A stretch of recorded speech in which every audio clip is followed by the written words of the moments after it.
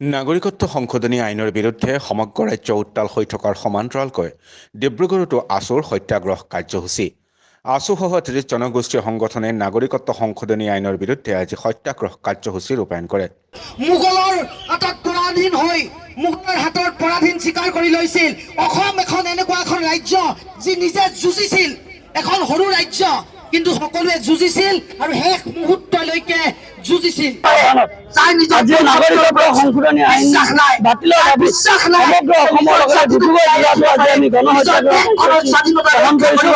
BJP চৰকাৰখনে অসমীয়া জাতিক পুনৰ কেৱল মাত্ৰ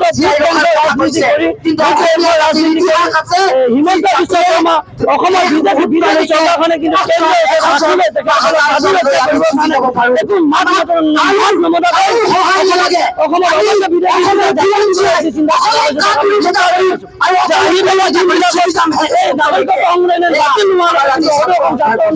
আন্দোলন ধাৰাবাহিকভাৱে চলি থকা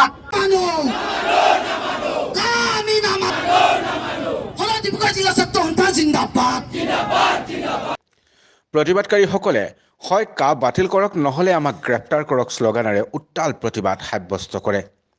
নাগৰিকত্ব সংশোধনী আইনৰ বিৰুদ্ধে প্ৰতিবাদ বহু দীঘলীয়া চলিব, কিয়নো অসমৰ জনসাধাৰণে নাগৰিকত্ব সংশোধনী আইন বাতিলৰ দাবীত ওলাই আহিছে।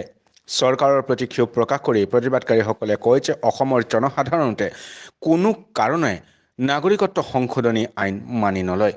স্পষ্টভাৱে সকলোৱে অসমীয়া বিদেশী চৰকাৰখনে আমাৰ মূৰৰ ওপৰত জাপি দিব বিচাৰিছে।